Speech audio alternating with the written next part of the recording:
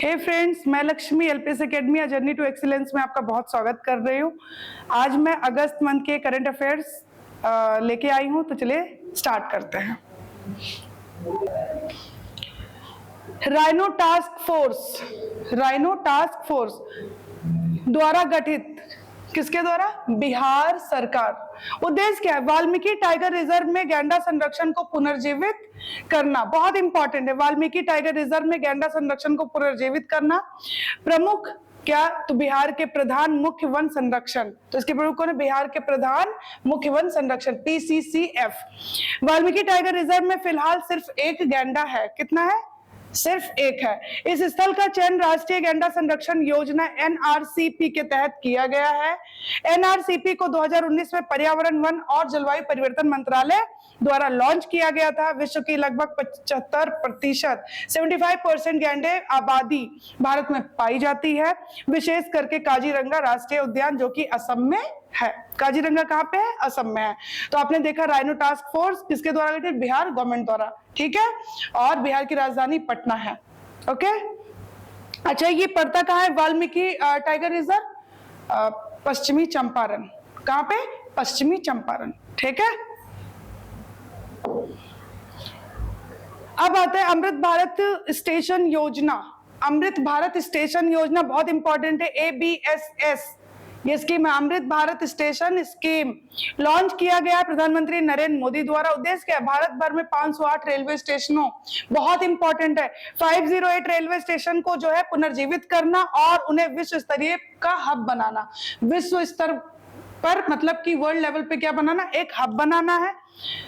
और देश में कुल 1309 स्टेशनों पर पुनर्विकास किया जाएगा। देश में कुल कितने? 1309 स्टेशनों को पुनर्विकास किया जाएगा। स्टेशन 27 राज्यों में फैले हुए हैं। कितने राज्यों में? 27 राज्यों में फैले हुए हैं। और आपको पता है 28 राज्य और 8 केंद्र शासित वर्तमान में हैं। योजना का बजट कितना है? 24,470 करोड़, ठीक है। तो अमृत भारत स्टेशन योजना लॉन्च किया गया है मोदी जी द्वारा। और भारत भर में 508 रेलवे स्टेशन, 508 इसे रट लीजिएगा, पुनर्जीवित करना है और उन्हें विश्व स्तर के हब में, विश्व स्तरीय हब में बदलना है। और देश में कुल टोटल की बात करूं 1309 स्टेशनों को पुनर्विकास किया जाएगा, ठीक है। और स्टेशन कितने हैं? 27 राज्यों में फैले हुए हैं। योजना का बजट कितना है? 24,470 है। 19 नए जिले और 3 नए संभाग, 19 नए जिले और 3 नए संभाग राजस्थान सरकार द्वारा घोषणा हुई। उद्देश्य क्या? प्रशासन और सार्वजनिक सेवाओं की पहुंच में सुधार करना, ये इसका क्या है? उद्देश्य है, ठीक है। राजस्थान में अब कुल 50 जिले और 10 संभाग होंगे। अब कुल 50 जिले और 10 संभाग होंगे। नए संभाग शुरू किए गए हैं। कौन कौन से हैं? बांसवाड़ा, पाली, सीकर। राजस्थान CM कौन है? अशोक गहलोत जी हैं। और राजधानी जयपुर है, ठीक है। बहुत इंपॉर्टेंट है, ये आपको दिख पा रहा होगा मैप। चलिए, नया सवेरा या निशुल्क कोचिंग एवं संबद्ध योजना कौन कार्यान्वयन कर रहा है इसका? अल्पसंख्यक कार्य मंत्रालय। और अल्पसंख्यक कितने? 6 है। आपको पता है, हिंदू, मुस्लिम, सिख, पारसी और ईसाई और जैन, ठीक है। इनसे जो अल्पसंख्यक छात्र होंगे ना, उनको कोचिंग सहायता प्रदान करना, ठीक है। योजना के तहत कोचिंग की अवधि 3 महीने से 2 साल तक की थी, ठीक है। इंजीनियरिंग, मेडिकल, कानून, प्रबंधन और सूचना प्रौद्योगिकी जैसे पाठ्यक्रम में शामिल होंगे। ये क्या क्या? इंजीनियरिंग होगा, मेडिकल होगा और सूचना प्रौद्योगिकी, कानून, प्रबंधन, ये सब जो है शामिल होगा कोचिंग में, ठीक है। तो ये था हमारा नया सवेरा और निशुल्क कोचिंग संबद्ध योजना। अल्पसंख्यक मामलों के मंत्री कौन है? आपको पता है, स्मृति ईरानी जी हैं। इंपॉर्टेंट है, माइनॉरिटीज स्टूडेंट्स। राजमार्ग यात्रा मोबाइल ऐप लॉन्च किया गया। भारतीय राष्ट्रीय राजमार्ग प्राधिकरण NHAI द्वारा national highways authority of India. उद्देश्य क्या है? राष्ट्रीय राजमार्ग उपयोगकर्ताओं के लिए जानकारी प्रदान करने और शिकायत निवारण के लिए एक एकल मोबाइल ऐप लाना, ठीक है, ये इसका उद्देश्य है। ऐप निर्बाध यात्रा सुनिश्चित करने के लिए मौसम की स्थिति की, मतलब मौसम कैसा रहेगा, समय पर प्रसारण, होटल, अस्पताल आदि की जानकारी प्रदान करेगा। सड़क परिवहन और राजमार्ग मंत्री कौन है? नितिन गडकरी जी हैं। NHAI जो है उसकी बात करें तो 1988, और अध्यक्ष कौन है? संतोष कुमार यादव जी हैं, ठीक है, संतोष कुमार यादव जी कौन है? चेयरमैन है। और स्टेब्लिश कब हुआ था? 1988।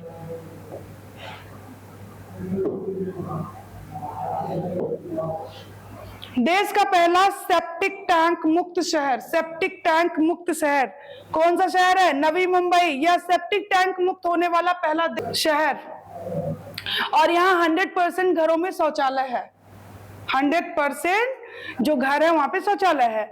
नगर निगम ने पूरे देश में सीवेज नालों को बिछा दिया। नगर निगम ने क्या किया? सीवेज नालों को पूरे शहर में बिछा दिया है। NMMC ने 7 अत्याधुनिक सीवेज उपचार संयंत्र स्थापित किए हैं। कितने? 7, ठीक है। NMMC ने क्या किया है? 7 अत्याधुनिक सीवेज उपचार जो है संयंत्र स्थापित किए हैं। तो नगर निगम ने क्या किया है? पूरे शहर में सीवेज नालों को बिछा दिया है। सेप्टिक टैंक मुक्त होने वाला पहला शहर बन गया है ये। 100% घरों में शौचालय है। तो ये कौन है? नवी मुंबई। भारत का बाघ राज्य शीर्षक क्या है? मध्य प्रदेश। तो MP, ये आप पिक देख पा रहे हो। मध्य प्रदेश में कुल कितने हो गए? 785। इससे पहले जब जनगणना हुई थी तो कितने थे? 526 थे, ठीक है। अब यह टैग अंतरराष्ट्रीय बाघ दिवस, अंतरराष्ट्रीय बाघ दिवस होता है 29 जुलाई को, तो उसके द्वारा प्रदान किया गया है। कॉर्बेट टाइगर रिजर्व कहां पे है? उत्तराखंड में है। आपको पता है भारत का पहला है, पहले से क्या बोलते थे? हेली नेशनल पार्क, ठीक है। और ये जो कॉर्बेट टाइगर रिजर्व है, इसके द्वारा जारी की गई जनगणना 2018 में जो जनगणना हुई थी उसमें कितने थे? 526 थे। MP मध्य प्रदेश में बांधवगढ़ टाइगर रिजर्व की संख्या सबसे अधिक है और राज्य में 165 बाघ। आपको बता दूं, तभी मैंने बांदीपुर की बात की थी। अगर बांधवगढ़ MP में है तो बांदीपुर कहाँ होगा? कर्नाटक में। बंदी किसे बनाया जाता है? जो नाटक करता है। ऐसे कुछ याद कर लीजिए। और अगर मैं बात करूं MP की, तो MP के जो CM है वो कौन है? शिवराज सिंह चौहान है। और वहां पे जिले कितने? 55 है। राजधानी है भोपाल, ठीक है। तो याद रखिएगा, बहुत ही इंपॉर्टेंट है। भारतीय मूल के वैभव तनेजा को कार निर्माण कंपनी टेस्ला का नया मुख्य वित्तीय अधिकारी नियुक्त किया गया है। रट लीजिए, भारतीय मूल के वैभव तनेजा को कार निर्माण कंपनी टेस्ला का नया मुख्य वित्तीय अधिकारी नियुक्त किया गया है। संजय कुमार अग्रवाल को केंद्रीय अप्रत्यक्ष इनडायरेक्ट टैक्स की बात कर रहा है और सीमा शुल्क बोर्ड CBIC के नए अध्यक्ष के रूप में नियुक्त किया गया है संजय कुमार अग्रवाल को। CBIC भारत सरकार के वित्त मंत्रालय के अधीन एक वैधानिक निकाय है। वित्त मंत्री कौन है? निर्मला सीतारमण जी हैं। फिर है भारतीय मूल की सोहिनी सिन्हा को संघीय जांच ब्यूरो FBI में विशेष एजेंट के रूप में नामित किया गया। विशेष एजेंट कौन है? ये सोहिनी सिन्हा जी हैं। FBI मुख्यालय कहां पे? Washington DC। स्थापना इसकी 26 जुलाई 1908 में हुई थी। 26 जुलाई 1908 में हुई थी। ग्लोबल लीडर अवार्ड 2023 विजेता कौन है? जयेश सैनी जी हैं। जयेश सैनी जी हैं ग्लोबल लीडर अवार्ड 2023। अफ्रीका में स्वास्थ्य सेवा का विस्तार के लिए पुरस्कृत किया गया है। अफ्रीका में इन्होंने स्वास्थ्य सेवाएं दी हैं, उसी के लिए इनको पुरस्कृत किया गया है। यह पुरस्कार व्यवसाय, सरकार, शिक्षा और स्वास्थ्य जैसे विभिन्न क्षेत्रों में उत्कृष्ट नेताओं को मान्यता देता है। यह पुरस्कार भारत के अग्रणी मीडिया संगठन विजॉन्स मीडिया नेटवर्क द्वारा प्रदान किया गया है। तो किसने दिया है? अग्रणी मीडिया संगठन है विजॉक्स मीडिया, इसके द्वारा प्रदान किया गया है। इंपॉर्टेंट है, याद रखिएगा। Global leader award 2023 Jayesh Saini ji ये है। एक आपको दिख रही है लाइफ टाइम अचीवमेंट अवार्ड। राष्ट्रीय अंग और उतक प्रत्यारोपण संगठन पुरस्कार, national organ and tissue transplant organisation award सर्वश्रेष्ठ प्रदर्शन करने वाला राज्य कौन सा है? तमिलनाडु है। कौन है? तमिलनाडु है। पुरस्कृत कौन करेगा? स्वास्थ्य मंत्री मनसुख मंडाविया। मनसुख मंडाविया पुरस्कृत कौन है? स्वास्थ्य मंत्री है मनसुख मंडाविया। ओके, और राज्य कौन है? तमिलनाडु। पुरस्कृत किया गया है 13वां भारतीय अंगदान दिवस। 13वां भारतीय अंगदान दिवस कब? 13 अगस्त। 13वां था और 13 अगस्त। समारोह कहां पे हुआ है? न्यू दिल्ली में हुआ है। राज्य में एक सुस्थापित दान कार्यक्रम है ट्रांसप्लांट अथॉरिटी ऑफ तमिलनाडु। ट्रांसटन क्या बोलते हैं? ट्रांसटन, ट्रांसप्लांट अथॉरिटी ऑफ तमिलनाडु। ठीक है, तमिलनाडु ने लगातार छठे वर्ष यह पुरस्कार जीता है। तो याद रखिएगा कि ये 13वां था और लगातार ये छठे वर्ष ये पुरस्कार जीता है। क्या है? राष्ट्रीय अंग एवं ऊतक प्रत्यारोपण, ठीक है, संगठन पुरस्कार। एमके स्टालिन कौन है? वहां के सीएम है, राजधानी चेन्नई है। तो ये आप पिक देख सकते हैं। सिनेमा में विविधता पुरस्कार मेलबोर्न के भारतीय फिल्म महोत्सव IFFM में। तो सिनेमा में विविधता पुरस्कार कहां पे हुआ? मेलबोर्न के भारतीय फिल्म महोत्सव में। विजेता कौन है? मृणाल ठाकुर। ये रही मृणाल ठाकुर। विभिन्न भूमिकाओं में उनके उत्कृष्ट प्रदर्शन के लिए सम्मानित किया गया है। मेलबर्न का 14वां भारतीय फिल्म महोत्सव 11 से 20 अगस्त तक आयोजित किया गया। कब? 11 से 20 अगस्त तक आयोजित किया गया है। IFFM एक वार्षिक फिल्म महोत्सव है जो मेलबोर्न ऑस्ट्रेलिया में भारतीय सिनेमा का प्रदर्शन करता है। कहां पे? जो मेलबोर्न ऑस्ट्रेलिया में भारतीय सिनेमा का प्रदर्शन करता है। IFFM की स्थापना 1987 में राकेश मेहता द्वारा हुई थी। तो 1987 में हुई थी राकेश मेहता के द्वारा, 1987 में। ठीक है, इंपॉर्टेंट। मृणाल। मालाबार बहुपक्षीय अभ्यास का 31वां संस्करण। मालाबार बहुपक्षीय अभ्यास का 31वां संस्करण। प्रतिभागी कौन है? Bharat, Australia, Japan and America. Bharat, Australia, Japan और अमेरिका। ठीक है, स्थान क्या है? सिडनी। 11 से 21 अगस्त। और आपको अच्छी तरीके से पता है ये चारों क्वाड याद आ रहा है ना? उसमें ये चारों ही हैं, भारत, ऑस्ट्रेलिया, जापान, अमेरिका। चतुर्भुज संवाद भी उसे बोलते हैं, क्वाड। ठीक है, यह पहली बार है जब ऑस्ट्रेलिया इस अभ्यास की मेजबानी कर रहा है। ऑस्ट्रेलिया फर्स्ट टाइम कर रहा है। ठीक है, भारत और अमेरिका के बीच मालाबार अभ्यास कब शुरू हुआ था? 1992 में, 1992 में शुरू हुआ था। 1998 1998 में भारत द्वारा परमाणु परीक्षण करने के बाद मालाबार अभ्यास को निलंबित कर दिया गया था। परमाणु परीक्षण किया और उसके बाद क्या किया गया था कि मालाबार अभ्यास को निलंबित कर दिया गया था। यह अभ्यास 2002 में फिर से शुरू किया गया। ठीक है, 1992 में शुरू हुआ, फिर 1998 में उसने परमाणु परीक्षण किया। इस वजह से मालाबार को क्या किया गया था? निलंबित कर दिया गया था। और दोबारा से स्टार्ट कब हुआ है? 2002 में हुआ है, याद रखिएगा। लघु फिल्म हल्ला बोल, एक लघु फिल्म है, उसका नाम क्या है? हल्ला बोल। भारतीय खेल प्राधिकरण SAI द्वारा यह film cheer for India campaign के तहत लॉन्च की गई। उद्देश्य क्या है? होंगजो एशियाई खेलों के लिए भारतीय दल को प्रेरित करने के लिए। ऐसा ही एक फिल्म ओलंपिक की आशा टोक्यो ओलंपिक से पहले रिलीज हुई थी। ओलंपिक की आशा 19वें एशियाई खेल 20 सितंबर से 8 अक्टूबर तक चीन के होंगजो में खेले जाएंगे। इसे रट लीजिएगा, 20 सितंबर से 8 अक्टूबर तक चीन के होंगजो में खेले जाएंगे। SAI की स्थापना 1984 में हुई थी, 1984 में हुई थी, रट लीजिएगा इसे। हल्ला बोल भारतीय खेल प्राधिकरण द्वारा चीयर फॉर इंडिया कैंपेन के तहत लॉन्च की गई है। उद्देश्य क्या है? होंगजो एशियाई खेलों के लिए भारतीय दल को प्रेरित करना। और इससे पहले ऐसी एक फिल्म थी ओलंपिक की आशा, कहाँ की थी? टोक्यो ओलंपिक से पहले रिलीज हुई थी। और इसकी स्थापना कब हुई थी? 1984 में।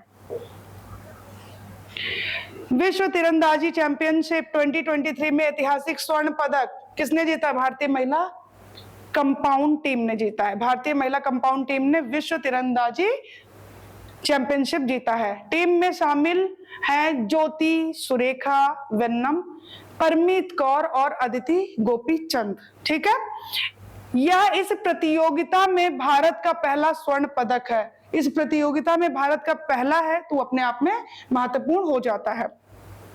चैंपियनशिप बर्लिन में आयोजित की गई थी।